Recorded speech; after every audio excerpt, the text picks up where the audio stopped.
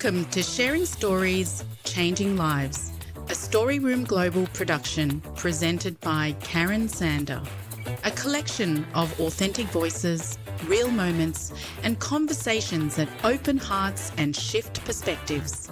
When we listen deeply, stories have the power to change how we see ourselves and the world through a new lens. This is where real stories meet real change.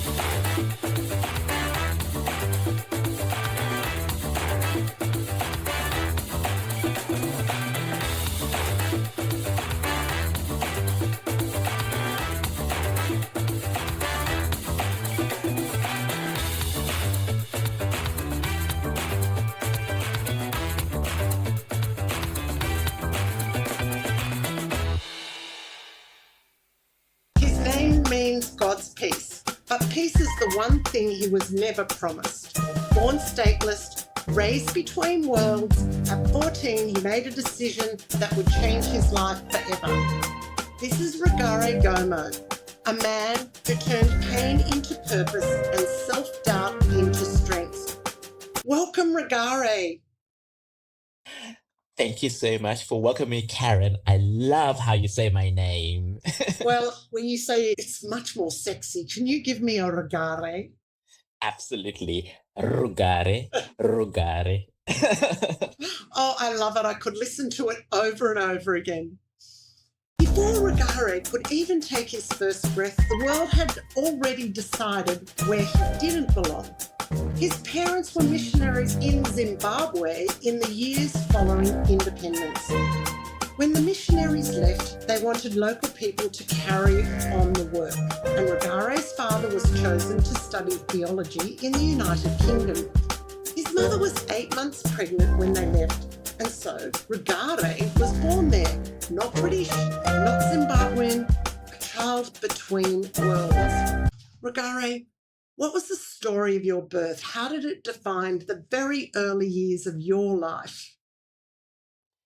My mom and my dad had very limited opportunities, so they decided that they would raise their children with an education that they never had.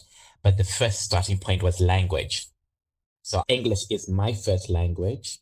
And so when I was growing up in Zimbabwe, I thought many people would speak English and Shona, but when I went to school, guess what? Most people spoke Shona. So I didn't have the language to connect and interact when I left my home.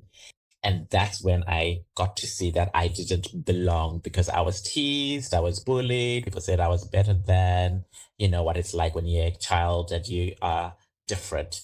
So my early interactions when I was back in Zimbabwe was that I did not belong. And that's when I determined that I was special, in quotes, as a coping mechanism. So he says from the very start the message was clear. He didn't fit in. Even his arrival defied expectation. His parents were waiting for a girl, but they got a boy. As Rugare later says with humour and truth, they got a baby gay. I love it. I love it. You've often spoken about identity, even as a child, feeling different. What did belonging look like for you growing up in Zimbabwe? So I would say it was like fractured. So in the home, there was this idea of free thinking, making my own decisions, reading lots of books, And then when I'm interacting with my uncles and aunts or the broader community, it was kind of the reverse. There's that idea of children should not be seen, or children should be seen and not heard. There was the idea of my voice doesn't really matter. The adult's voice is the one that overrides. And also, I didn't necessarily grow up with the traditional Zimbabwean cultural norms. So I was considered like the foreigner. The community would give the excuse like, oh, he was the one who was born overseas. So it was like the exceptional case. I can't imagine what that was like. What he did have, though, was the power of education, a dream passed down from the women who raised him. Tell me more about these women, your mother, your grandmothers, the ones who paved the way for your future. My grandmother, Mbuya Mutukumira, Mbuya means grandmother. She is definitely the matriarch and the pioneer of the life I have today. She was denied an education and could see the benefit of education for men, and she really wanted that herself. But her father denied her that education. So when she had my mother, she ensured that my mom went to school. Now, if you can imagine in the 50s, where typically it's the boys who go to school, the girls stay at home, fetch the water, the girls are the ones doing the cooking. My mother became two girls inside of her entire primary school to then move forward to secondary school. And then she became a nurse. So my mom then got to fulfill the dream my grandmother never had. But this is the thing.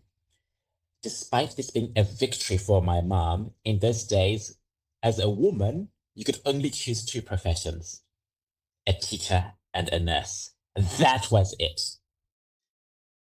That is incredible, isn't it? The only two professions. And there's so many professions. So am I to presume that the other professions were all male dominated? Yes, not only were they male dominated, when I talked to my mom, it wasn't even seen as a possibility. So it wasn't as if she was even having the dream of, I want to be a doctor or I want to be an accountant. Literally, her entire consciousness was that as a woman, you can only do two things professionally, a nurse and a doctor. So as you can imagine, then I'm the next generation where the dream is I can be whoever I want to be. Is your grandmother alive today? No, unfortunately, she died just after I made my decision to come to Australia, so around when I was 14 years old. Do you remember what year she was born? 1934 or 36. Okay, and your mum, may I ask? Yes, 1956. Oh, she's the same age as me. There you go. Hello, you're old enough to be Two my powerful son. women. Two powerful, strong women, loving and compassionate. It's amazing. Oh, is she a Taurian? She's born in February. Oh, she's a couple of months older than me. There you go.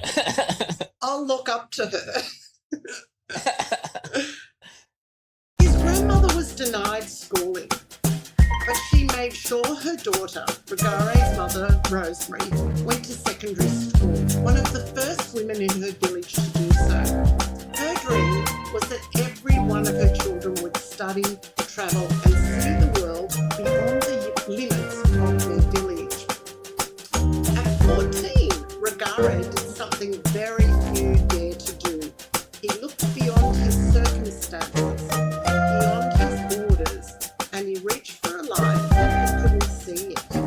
At 14, Rugare, when you asked a family friend to sponsor you to Australia, what made you take that leap?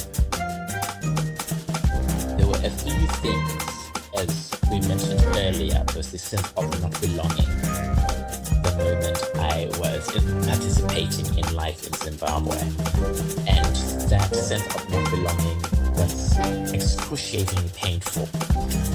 And then the thing that made a huge difference was all the books I was reading. Because mum and dad fostered this culture of reading. I was reading my Nancy Drew books, the Hardy Boy books, Agatha Christie, Sherlock Holmes, the big old, gimlets, broad reading. And in those books, there are so many adventures, the value of freedom, the value of creating a better place.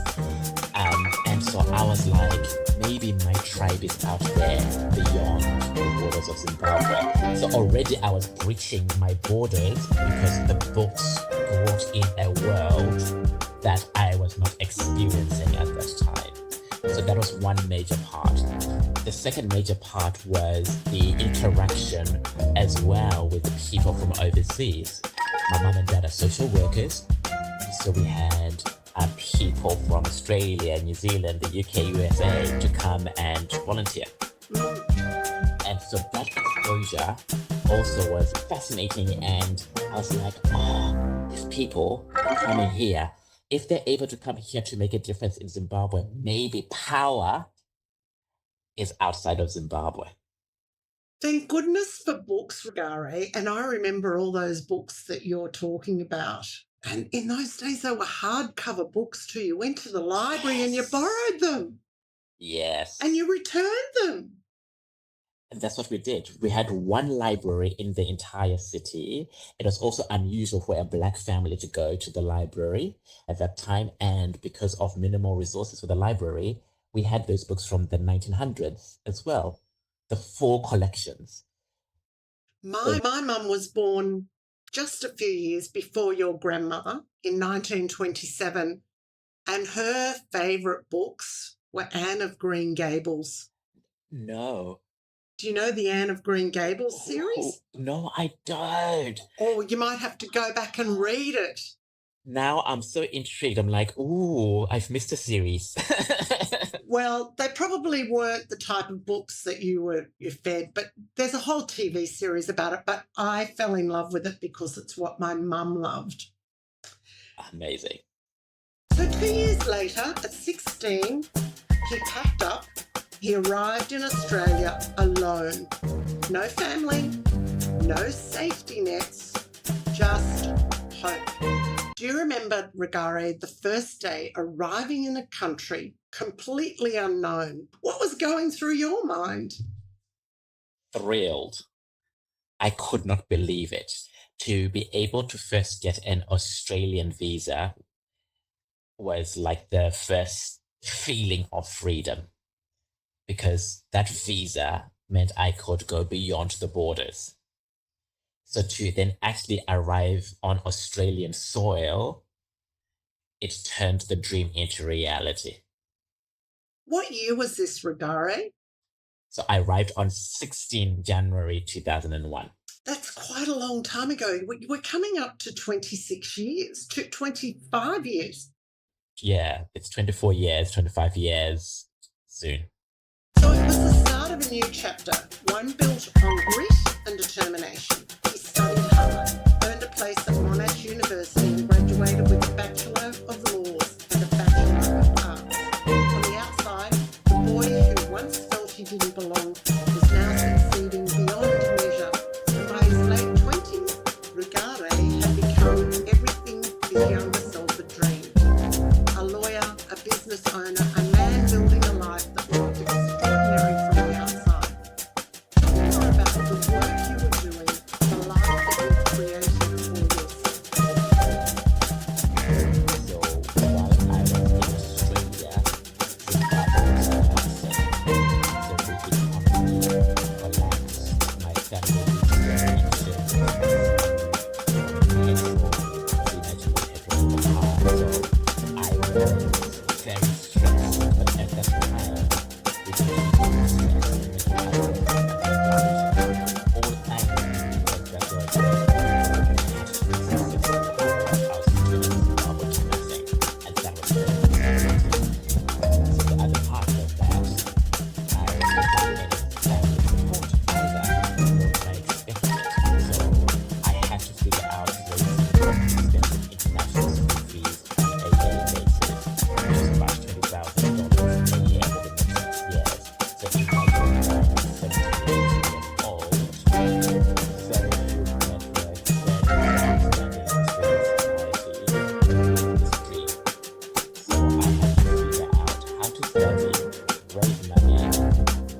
care of myself and bring out the horror of what's happening in Zimbabwe. So that was what was actually going on. In reality, what people saw was a person was smiling, a person was going back to lectures, a person was looking at McDonald's, racist stories, outside mode, nearly any social engagement because that would be in the way of raising money to go to university. So a lot of the time it was really lonely. At times I'd even fall asleep in class, particularly in my law subjects, because that was really hard. When people have a dream and they really want to make this happen, it gives a certain type of focus, don't you think? Absolutely. Razor sharp focus. There's no back door. There isn't like, if I fail, I'm going back to mom and daddy's home. That's not an option. If I fail, I can borrow money from the bank. That's not available to me.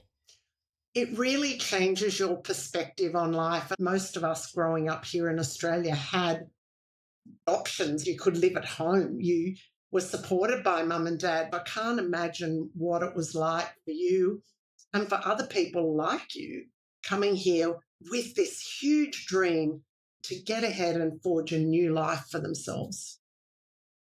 By his late 20s, Rugare had become everything his younger self dreamed of: a lawyer, a business owner, a man building a life that looked extraordinary from the outside. Tell us about that time, the work you were doing, and the life you created for yourself. I became a lawyer, and at that time in life, as an international student, it's practically impossible to get into a law firm. So I had to literally create a path for me to enter into a law firm through networking and asking for help. And one of the things I learned was wherever there are doors, doors can open. We just need to learn how to be vulnerable. I was terrified asking for help because as a human being, I don't like rejection. So I really had to learn how to ask for help and learn that a no or I can't isn't personal. Because at that time in my life, a no meant I'm not worthy. A no meant I'm not good enough. A no meant that I'm a failure. Today, I know that doesn't mean any of that. So I had to push through that negative thinking every single time. I was so grateful for my legal training. It was wonderful. I was trained at Maddox Law Firm. I always had good mentors, and they realized that I wanted something different. Literally, I was more interested in helping people and international affairs, which then leapfrogged me into a startup. That was an extraordinary time because of the subject matter. We were interviewing CEOs, presidents, prime ministers, Nobel Prize winners, CEOs of Fortune 500 companies for leadership and management courses, and then integrating that with universities all around the world. And I was only like 29 years old. And I was the director of corporate affairs and general counsel. And so for me, it was like the boy from Mutare, Zimbabwe, the boy who never felt he belonged, was at the pinnacle of Australian corporate life. That's how it felt. Was success everything you expected it to be? Hell no. Okay, well, I want to unpack that. So go for it. It was amazing to have the external accomplishment. So I was present to that. But what was surprising was that the way I felt about myself and my life was worse than had I stayed in Zimbabwe. And what that looked like was I was stressed all the time. I was unhappy. I was disconnecting. Practically, I had accomplished all these things, being a lawyer, created a startup, created my own law firm, and I felt more disconnected and more alone than I'd ever been. Worse than when I was in school in Zimbabwe. And that became a crossroad, and something wasn't adding up. because my mentors kept on saying, climb the corporate ladder. When you climb the corporate ladder, your life gets better. But there was something happening inside that I had no language for. Nobody talked about mental health in those days. And even I, at that time, if somebody had talked about mental health, out of sight, that's a good excuse not to be responsible for your life. That's how I thought about mental health at that time. So I was only left with there's something wrong with me. Because if all the mentors are saying just keep going, but I'm fundamentally unhappy, and they look happy, the problem is me. How did you cope being so torn? I didn't. And this is where my sex addiction manifests itself. When you have trauma, the feeling of not belonging and disconnected, people can use things like alcohol to numb pain, drugs to numb pain. I used sex to numb pain. So for me, sex was an access that if I felt somebody said yes to me, want to be with me, it made me feel good about myself. It gave me a hit and it numbed the pain. So I didn't cope with it. I used a behavior to cope with it. And then, of course, I felt alone because it's like, who else is doing that? I don't know anybody else. It's not a conversation. So it made me even more lonely, even more worthless, and it made me feel completely demoralized. It was like this massive secret you were carrying in the world. That must have been so hard for you. Nobody could ever find out. It was worse than coming out. What started the shift and where did you begin to heal? This is where friendships are so important. Very, very important. My dear friend Jess, and she's a lesbian. So when I came out and when she came out, we made a promise to ourselves. We wouldn't kill ourselves because we're gay. We wouldn't take drugs to escape our reality and would try to be the best role models of ourselves. Now, she had done this personal development program. She wanted me to do it. And I said to her, I'll think about it. And this is what she said to me. Rugare, that's the thing you always say when you want to avoid something. And I was dumbstruck because she broke the rules of friendship. The rules of friendship is I'll think about it. That means no, I'm not interested. But she called me out on it. So I knew that whatever had happened in that personal development program for her to use her voice, I had to do the program too, because I wanted to be still her best friend and a better friend to her. So now we're in different conversations. She's using her voice. I'm speaking in code. Ways that going to live this friendship. So I went and did this personal development program and I learned many things, but the thing that I came out with was one thing: integrity. And integrity is the idea of being whole and complete in relation to my world. Whole and complete in relation to my world and my word. And my world was fractured. So I had to learn to be one again. I'd like to go back to life in Zimbabwe. What did it mean to be gay? To be gay in Zimbabwe is worse than being a rapist. To be gay in Zimbabwe is worse than being a pedophile. To be gay in Zimbabwe is to bring shame to your family, to your country. To be gay in Zimbabwe is an abomination. And what do you do with abominations?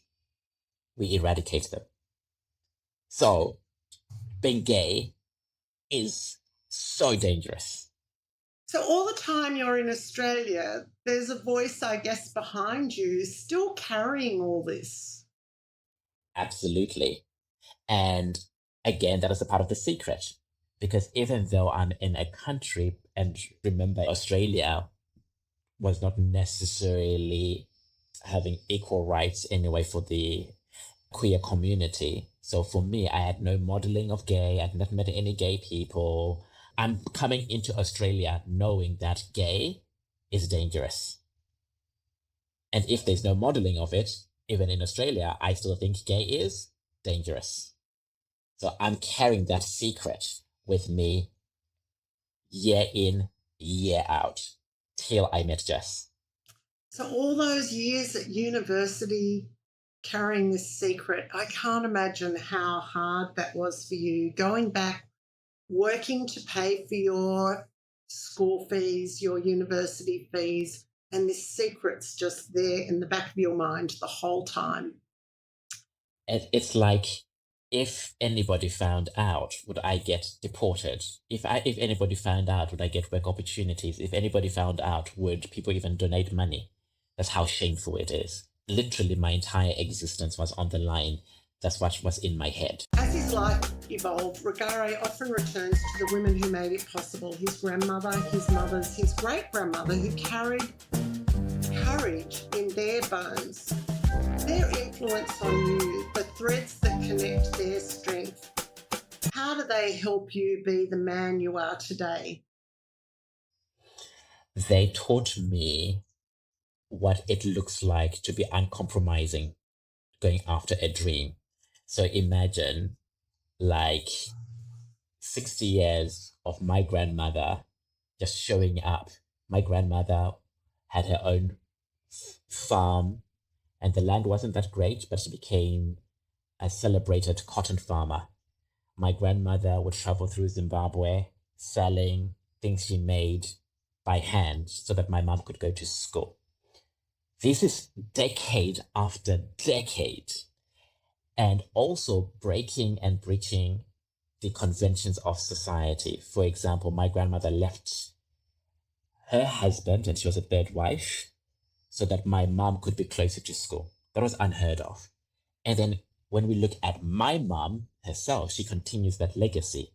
So in the early 90s, 1 in 4 Zimbabweans were HIV positive. So people were dying left, right, and center.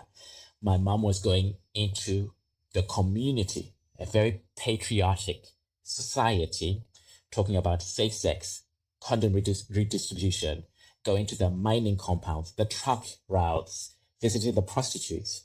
So what was modeled to me was, you've just got to forge your own path and break all conventions to fulfill a dream, because conventions kill. If we had kept those conventions, my mom says this to me, maybe she would not have been able to have educated us. She may not have understood things about diseases. Like, her third sibling died after a week or so, and in the village they just thought it was witchcraft. But because my mom went to nursing school, she discovered that it was tetanus. There was a custom in Zimbabwe where they put the soil so on the umbilical cord, so that's how the tetanus got in. So imagine if that tradition had continued even with me. So I'm so clear when I talk about the matriarchy, it's not conceptual for me. It's life-giving. So I've been given life by my birth, but I've been given life through my spirit, my mind, and my intellect because of them.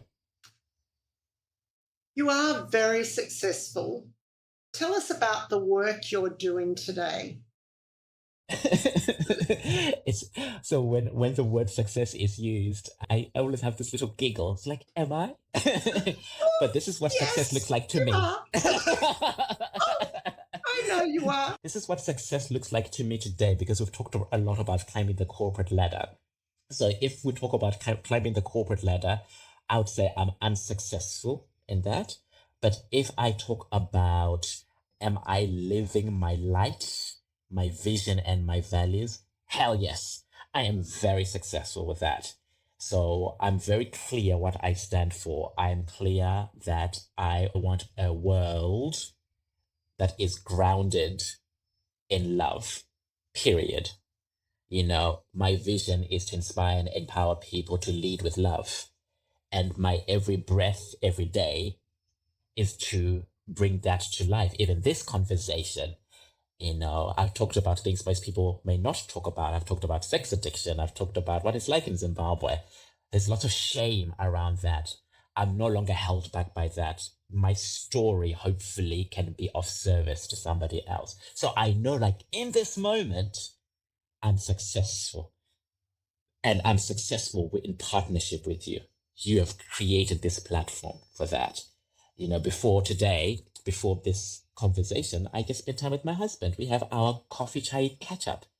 And that's one of the most precious things I do nearly every day with my husband.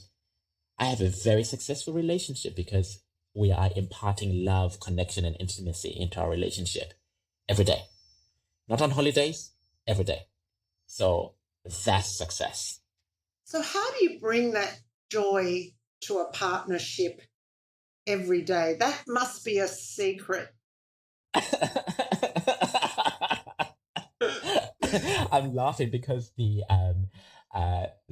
owner of the cafe we go to, she actually came up to me one day and said, "Do you guys live together?" And I said, "Yes." He says, "I can't believe it. You come here every day and you've got things to talk about." But that's the thing. When you're up to things in life, your world becomes rich. And before I catch up with my husband, I spend a lot of time with myself.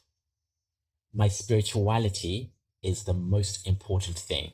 If I'm not clear for myself, I'm not clear for anything else that shows up. So my relationship with myself, my spirituality, that what I mean by that, self-love, what's going on in my head, I'm able to bring all of that into my relationship on a daily basis. How do you calm? Well, I'm just presuming. You probably have a little voice in the back of your head like I do that goes, no, no, no, no, no, no, no, no. Yes, that little voice. How do you calm that little voice? Oh, so in so many ways, there's no one way, but my ultimate way is journaling. So I journal nearly every day, and I journal everything, good, bad, and ugly. I write the things that maybe could be taboo to write. So I confront myself through the journaling. And bizarrely, I never know what's going to come out on that page. So what shows up on the page for me feels miraculous. The other thing is connection. I may call up to 4 or 5 people every day for 10 minutes to connect and share what's really going on. I'm so scared. I've got financial insecurity. I feel like I don't know why I'm doing this. I am so fearful that my business decision is going to collapse on me.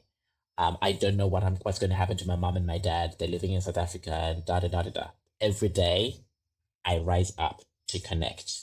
Where there's connection and intimacy, fear can't breed and rise. That's really good food for thought. Thank you. I need to start journaling a little bit more than I do. I've noticed that, as a leadership coach, those who journal seem to outperform those who don't.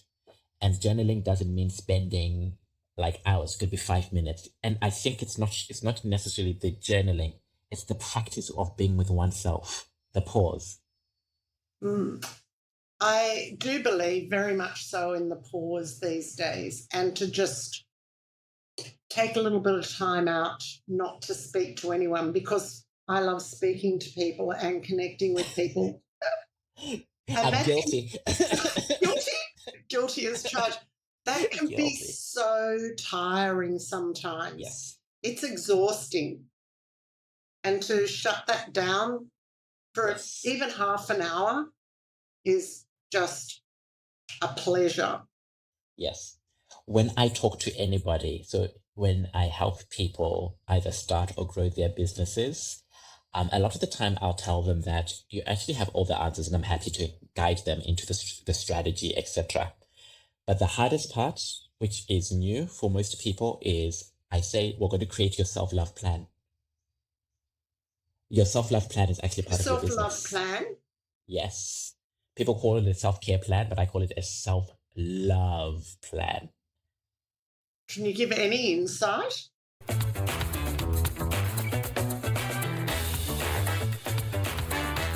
If you're enjoying this conversation, share Sharing Stories, Changing Lives with a friend and follow Story Room Global on socials.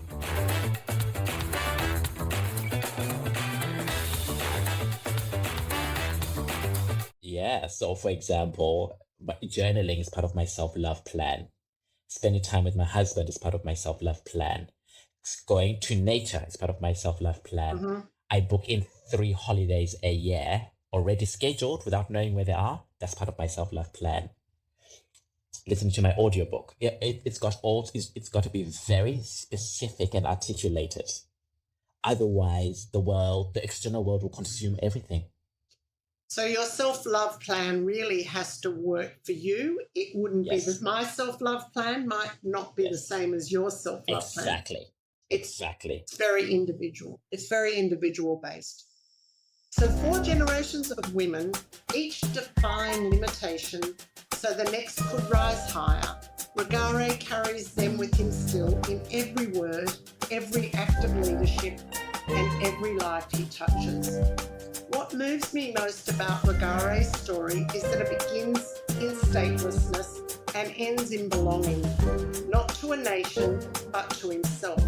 Maybe that's what peace really is, not something we find out there, but something we build within. Do you want to add to that? It's profoundly moving. I got tingles all over when you said that. And I feel finally I honor my name. Peace. Rugare. Peace. And that was something that I never had from the moment I had consciousness. But today is something I can absolutely feel and something I work on every day. A lot of the time we think that things like freedom, peace, love is a one moment phenomena. Serenity, peace, love, joy, freedom is work. And so I've discovered loving the work to be free, to be peaceful. Rugare Gomo, please say your name again. Rugare. Thank you so much for the chat today. It's really important to learn from others and to listen to others. Listening is one of the things I've had to learn to do. And I just thank you for taking the time to be here with us, sharing stories, changing lives. I'm so grateful to be with you, Karen. You have always been kind, loving, strong, and so inclusive and welcoming. Your work, you literally radiate the values of elevating the consciousness of humanity. So thank you so much for who you are. I'm going to blow you a kiss down the internet. Touch it. Caught it. Thank you. Thank you so much, Karen. I've absolutely loved Rugare Gomo's story, but now let's slip backstage and learn a little bit more about him. Let's find out what his superpowers are, what he's learned from his mentors, what brings him joy, and about when he feels most at peace. So I'm slipping behind the curtain right now. Catch you there.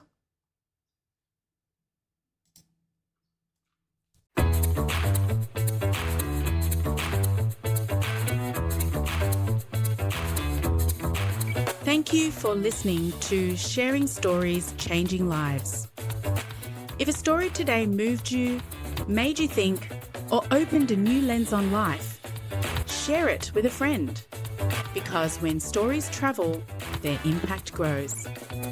To explore more, visit thestoryroomglobal.com and step inside the Backstage Pass, where you'll find exclusive conversations, workshops, and moments from our live events.